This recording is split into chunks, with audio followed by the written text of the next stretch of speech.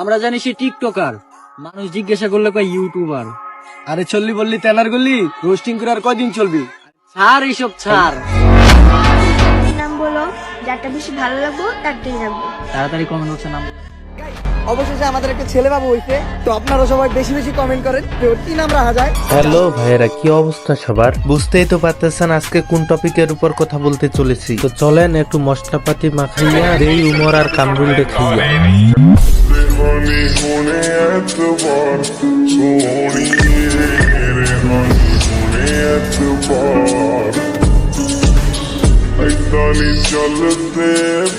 সেটা অনেকদিন আগের কথা, যখন ওমর ফানি কন্টেন্ট ক্রিয়েটরের নামে রোস্ট ভিডিও করত, কিন্তু এখন আবার কামরুলে নিয়ে আবার রোস্ট ভিডিও শুরু করছে।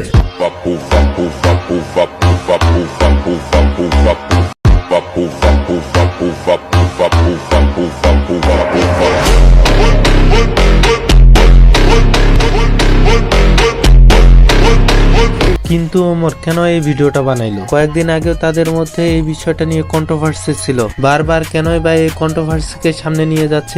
তোর বউবার সাবাদ দিতে হইব, কোনো কাম কাজ করবো না, বাচ্চা মারা গেছে এটা নিয়ে ভিডিও করছো, সবার সামনে এসে কানে ধরে মাপছি তুই। ঘরের ভিতরে এনে খাবার দিয়া যাই। তোর ফ্যামিলি আইট খাটি আমি চালাম। বারবার একই বিষয়ে কথা বলার মানেইটা বাকি। বস্তির পোলা বারবার দেখছি এই বিষয়টা নিয়ে কথা বলেই যাচ্ছে। ওমর কেন বারবার ফানি ভিডিওর নামে রোস্টিং ভিডিও করতেছে? আমি বুঝি না কেনই বা বারবার কাপল ব্লগারদের সাথে কন্ট্রোভার্সিতে জড়াচ্ছে? হ্যাঁ, এটা হচ্ছে ব্যবসা। আমরা সাধারণ পাবলিক শুধু কন্ট্রোভার্সি পছন্দ করি, আমরা যা পছন্দ করি তাই তারা দেখায়, আর এগুলা দেখাইতে পারলেই তো ভিউজ, আর ভিউজ মানেই তো বুঝেনি। আর আমরা এই বিষয়ে একটু কথা বলা শুরু করলে তারা বলে, মনে করেন আমাদের সোশ্যাল মিডিয়াতে যারাই একটা বাজে কাজ করুক ওটার ইফেক্ট আমাদের উপরে হিসাব পড়ে। এই বলে আমি বলি না যে কাপড় ব্লগার গুলা ভালো বা তারা ভালো কাজ করতেছে, তারা মোটেও এগুলা ঠিক করতেছে না, কিন্তু তাদের মাথার উপর কাঁঠাল ভেঙে উমর ঠিকই ভিউ ব্যবসা করে যাচ্ছে। আমরা জানি সে টিকটকার, মানুষ জিজ্ঞাসা করলে কয় ইউটিউবার। আরে চললি বললি তেনার গলি রোস্টিং করে আর কয়দিন চলবি? ছাড় এইসব ছাড়, আমার লগে এমন জ্ঞান হইলো, আমার এই ছোট বাচ্চাটা জ্ঞান আমার জয়রা গেল। তুই ভিডিও করছ নাকি? তাড়াতাড়ি ভিডিও কর, কয়েকটা অ্যাঙ্গেল থেকে ভিডিও নিবি, তাও আবার স্লো মোশনে সুন্দর করে এডিট করে ছাইড়া দিমু, সেই বেরে লইব। আর তুই মুখ দিয়ে একটা ইমোশনাল ব্যাকগ্রাউন্ড মিউজিক সাজিয়ে গুজিয়ে দে মোরে।